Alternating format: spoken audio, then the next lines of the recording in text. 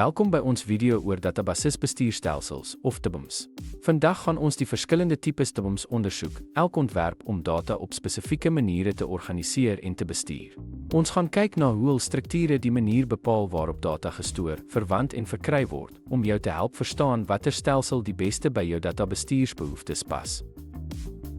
Die hiërargiese DBMS organiseer data in 'n boomagtige struktuur, waar elke ouer rekord verskeie kindrekords kan hê, maar elke kind slegs een ouer het, wat dit hoogs doeltreffend maak vir die hantering van gestruktureerde 1 tot baie rekords.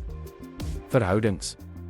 Netwerk-DBMS laat meer komplekse verhoudings toe deur baie tot baie verbindings deur middel van wysers of skakels te ondersteun, wat dataherwinning baie meer buigsaam maak as in hiërargiese stelsels.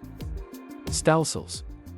Relasionele DBMS of DBMS stoor data in tabelle wat uit rye en kolomme bestaan en gebruik gestruktureerde navraagtaal of SEL vir die bestuur en navraag van data, wat dit die mees gebruikte model maak as gevolg van sy eenvoud en skaalbaarheid. Objekgeoriënteerde DBMS integreer databasisvermoëns met objekgeoriënteerde programmeringskonsepte en stoor data as objekte wat beide die data self en die metodes wat daarop reageer insluit. Ten slotte, elke tipe DBMS, of dit nou hiërargies, netwerk, relasioneel of objekgeoriënteerd is, dien unieke organisatoriese en tegniese doeleindes, afhangende van hoe dataverhoudings gestruktureer is.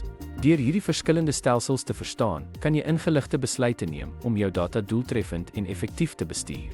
Dankie vir die kyk, en ons hoop dat hierdie gids jou help om met vertroue deur die wêreld van databasisbestuur te navigeer.